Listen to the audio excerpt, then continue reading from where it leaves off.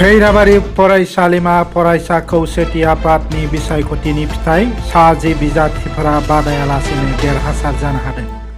उदालगुरि जिल्लानि गोजौ सोलोंथाइ फसंथानफोरनि गेजेराव मोनसे खैराबारि फरायसालिमाया 14 नभेम्बराव जानो गोनां 2025-26 मायथाइनि फरायसा खौसेथि आफादनि गोदान बिसायख'थिनि थाखाय आर'जलाइ गथायखांनायनि उनाव रावबो बेरेखा हान्जा गैयैलाय साफ्रोमबो बिजाथिफोरखौनो देरहासार बिजाथि महरै फोसावनाय जायो।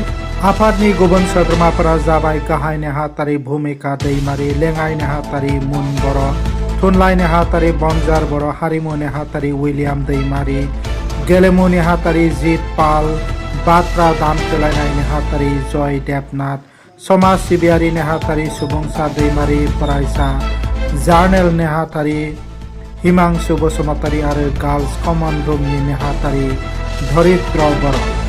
मख'नो गोनांदि भुमिका दैमारिया खैराबारि फरायसालिमा फरायसा खौसेथि आफादनि गिबि हिनजावसा गाहाय नेहाथारि।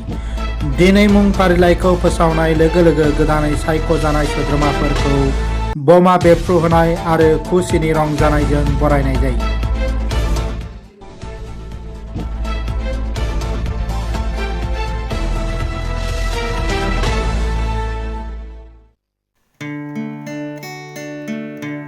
अदालगुरि हालामनि रायजो राजाफोरनि थाखाय गोजोनथाव खौरां।